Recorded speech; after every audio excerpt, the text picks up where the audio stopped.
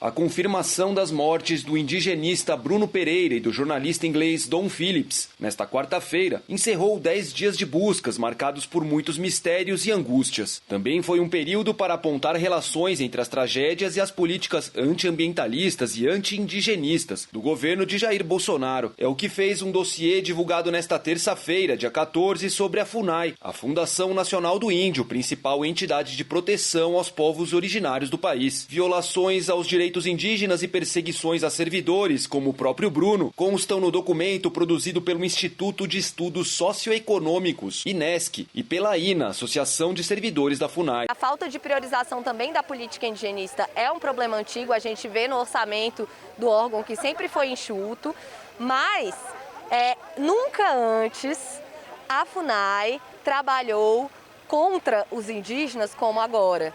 Nunca antes a estrutura do principal órgão indigenista do país se transformou tanto em advogada de interesses alheios e inclusive opostos aos dos povos indígenas. Hoje em dia, a estrutura da FUNAI foi capturada por uma política anti-indígena. Um dos destaques do dossiê é a radiografia da gestão do delegado da Polícia Federal, Marcelo Xavier, à frente da FUNAI. Uma relação conflituosa desde o início, em 2019. Foram compiladas reduções de orçamento e de efetivo, nomeação de militares para cargos-chave e perseguição sistemática a funcionários e lideranças indígenas consideradas inconvenientes. Agora me preocupa mais ainda pela insegurança dos servidores públicos que estão aí desaparecendo, que estão aí dando sua vida, e uma terra indígena maior no país, como Yanomami e a outra, Vale do Javari, uma tem 8 servidores especialistas para lidar com essa situação e outro tem 14, então é um número insuficiente de recursos humanos. Das 39 coordenações regionais,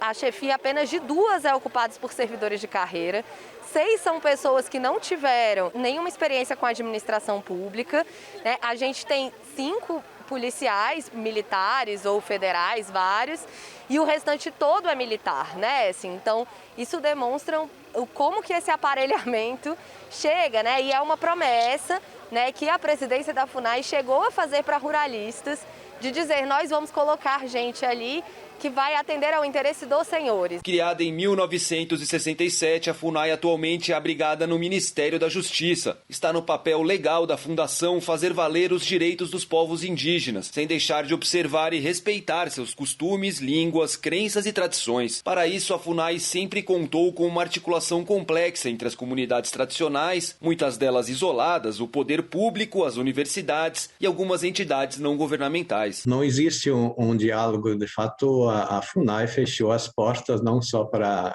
o CIMI, mas também para outras organizações e para o próprio movimento indígena. E agora o caminho é tentar, via Ministério Público, via a própria Justiça, obrigar o órgão indigenista do governo a fazer o seu papel de proteção territorial dos povos indígenas. A falta de amparo e de recursos, de acordo com o documento, tem facilitado a presença de garimpeiros, madeireiros, caçadores e narcotraficantes em terras indígenas, assim como o aumento de conflitos e da violência. Lacunas como essa tornam necessárias organizações independentes como a União dos Povos Indígenas do Vale do Javari, a Unijava, que exerceu papel importante nas buscas por Dom e Bruno. A presença aí de invasores significa não só o risco de um confronto direto, de massacres, né?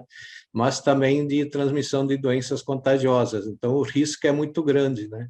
E até em função disso que a Univaja criou essa equipe de vigilância que o Bruno estava apoiando, né? A reportagem entrou em contato com a FUNAI, mas não obteve resposta até o fechamento da matéria. Parlamentares de oposição acreditam que a repercussão internacional é um fator decisivo para alterar o curso dos acontecimentos. É necessário realmente repensar no que realmente a FUNAI hoje está sendo utilizada, se é para justificar uma política anti-indígena ou é para cumprir um dever constitucional.